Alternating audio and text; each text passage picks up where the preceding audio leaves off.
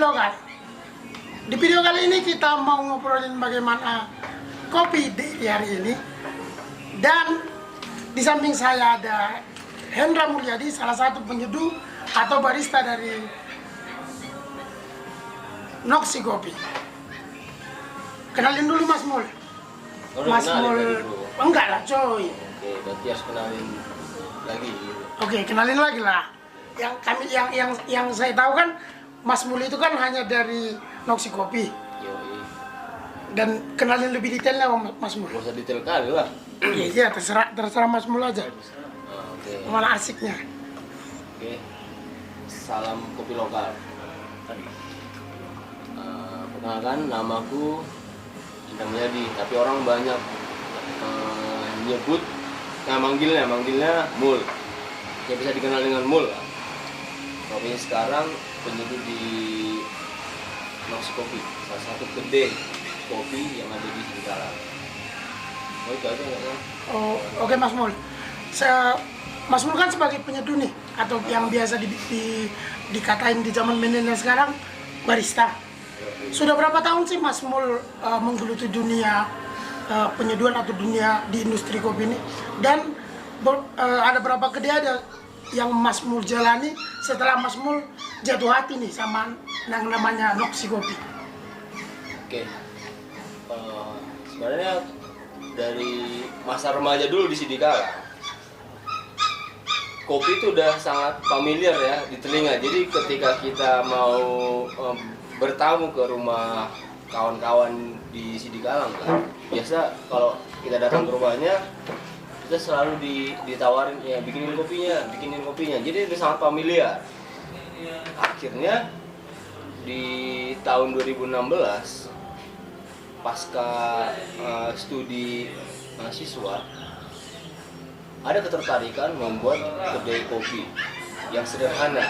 Jadi membangun kedai kopi sekaligus bisa untuk diskusi. Jadi kopi ini menjadi salah satu media penyambung ruang komunikasi berbagai kalangan. Jadi aktifnya mulai 2016 ya, hanya di situ kita masih pakai cara-cara tradisional kayak kopi tubruk aja. Setelah 2016, satu tahun berjalan, akhirnya 2017 nyoba lagi untuk belajar ke Medan, untuk diajak senioran pada saat itu. Singkat cerita nih Mas Mul kan, kita kan lagi ini nih, lagi nanti videonya kepanjangan kan, kopi lovers kita bosan nih dengan cerita Mas Mul yang kepanjangan kayak jalan tol nih Mas Mul. Curhat ya? Jadi curhat nih Mas Mul. Ada berapa kedai sih yang Mas Mul pernah coba dan menyeduh di sana? Tiga. Ada 3 kedai. Dan ini kedai keempat dan akhirnya memutuskan untuk stay di Sidikalang dan di Noxi. Bisa sebut nama Mas Mul? Biar kopi lovers tahu kalau seorang penyeduh pernah di bisa. kedai. Ya, yang pertama itu kedai Petualang. Yang kedua itu kedai kita. Sempat juga kemarin bantu-bantu di kedai kopi Amor di Medan. Jadi yang keempat Noxi Kopi sekarang. Oke. Demikian untuk perkenalannya kan. Hari ini kita mau ngebahas bagaimana sih kopi Sidikalang dan kopi atau kopi dairy ya Mas Mul ya. Hari ini bagaimana sih perkembangannya, stakeholdernya juga, dan sudah sejauh mana sih perkembangan kopi dairy menurut Mas Mul yang sudah lama di industri kopi ini Mas Mul? Jadi 2018 ketika kita memutuskan untuk hadir di sini lah bersama beberapa kawan kan di Noxi, dengan niat dasar bahwa menciptakan ruang ngopi sekaligus memperkenalkan si kopinya tadi, karena kan kita masuk gelombang ketiga kopi kan. Jadi 2018 sampai hari ini tahun ketiga kita udah bergelut di dunia kopi, ada perkembangan yang cukup signifikan ya, apalagi di industri hilir ya. Perkembangannya kan di kopi ini Mas Mul ada hulu dan hilir. Iya. Yang berkembang di Kabupaten Dairy menurut Mas Mul itu hilir atau hulunya? hulu atau hilirnya? Kira-kira seperti itu, Mas. Di tahun 2020 sampai tahun 2021 ini, di awal tahun 2021 ini hilirnya yang memang punya perkembangan yang cukup signifikan ya. Kalau untuk masalah konsumsi kalau istilah BPS atau apa itu per kapitanya tetap bertumbuh secara nasional. Selalu bertumbuh. Jadi menurut Mas Mul perkembangan di Deri masih konsentrasi di bagian hilir saja. Iya, hilir.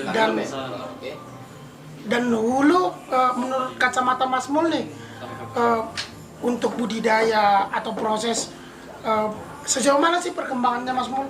Apa sudah ada ini green bean yang bermain di kompetisi di luar atau sekelas nasional saja sih Mam untuk diproses? Nasional belum pernah dengar, hanya kalau untuk regional di Sumatera Utara udah pernah ada tahun 2017 ya.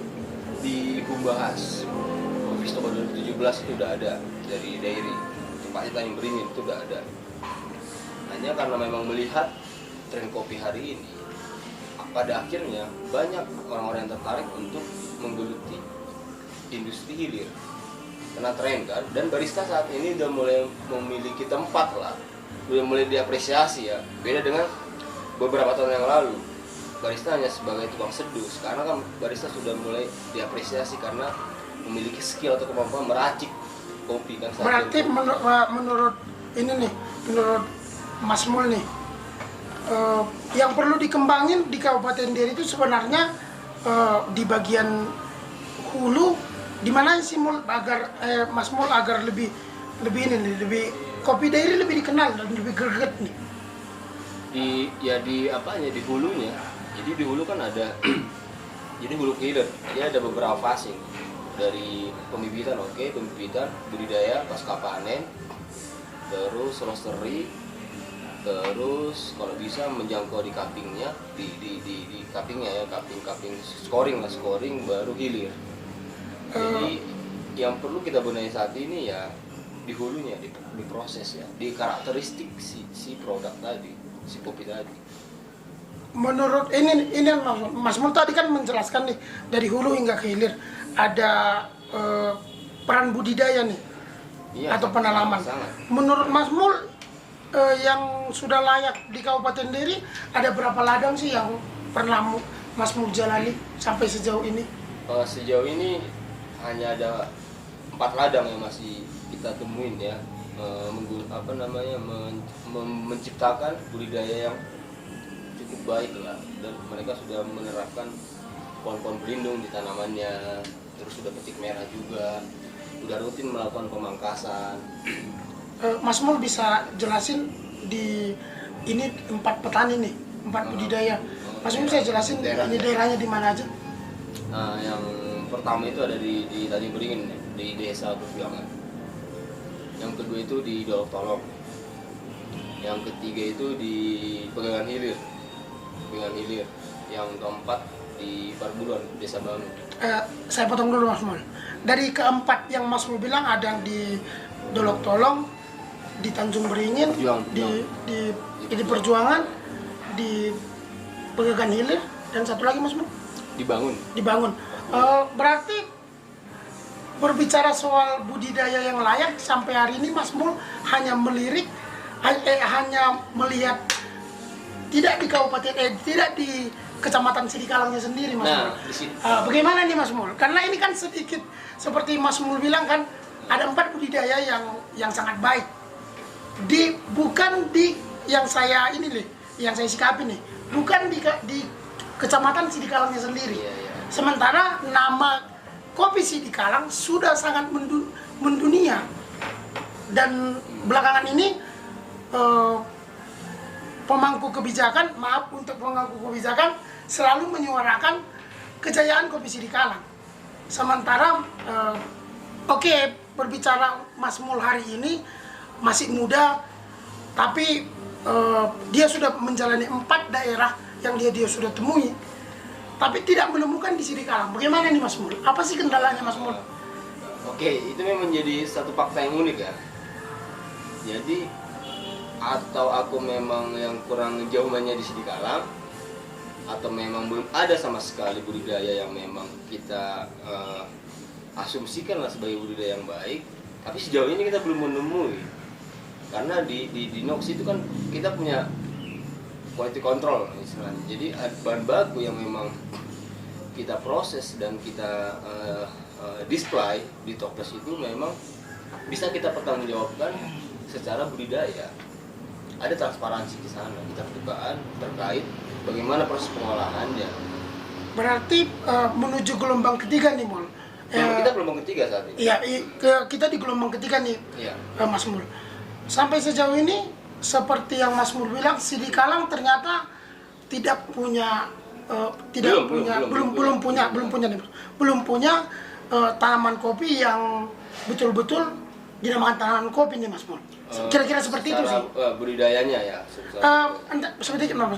Buat kopi lovers yang punya daerah di Sidikalang yang kita nantangin nih, untuk budidaya yang baik, silakan tunjukin di mana budidaya yang baik di Sidikalang. Biar statementnya Mas Mul terbantahkan. Ya. Oke, Mas Mul? Ya. Oke, siap. Karena kan Mas Mul seperti ini, Mas Mul. Kita nanti berargumen panjang, ternyata ada seperti harta karun nih yang tersembunyi di dalam gua, sementara tidak pernah dieksplor sama sekali. Sementara Mas Mul sudah jauh nih, sampai kemana Mul? Pegangan Hilir ya Mas Mul? Jauh. Sok jauh. Kalau Mas Mul bilang sok jauh katanya. Ya, semoga ya ke depannya kalau misalkan ada yang memang tidak sampai informasinya sama kawan-kawan di sini ya bisa disampaikan juga biar pernyataan yang asumsiku saat ini juga terbantahkan gitu. Karena kami juga rindu ada kopi Sidikalang yang memang sudah melewati proses yang sangat baik. Jadi itu harapannya. Karena mengingat memang saat ini lagi gencar juga ya masalah kampanye kopi Sidikalang ini. Untuk pemangku kebijakan nih Mas Mul, di daerah dairi ini Mas Mul, bagaimana sih, seperti ada kutipan yang pernah saya dapat nih, pemerintah dari seorang abangan yang saya baik belajar nih, pemerintah ada tapi tidak hadir. Apakah itu memang di saat ini di Kabupaten Dairi seperti itu Mas Mul, atau tidak melirik sama sekali bagaimana budaya yang baik nih? Kita break dulu ya. Kita break dulu bisa kan? Ada aja. Oke. Mau posting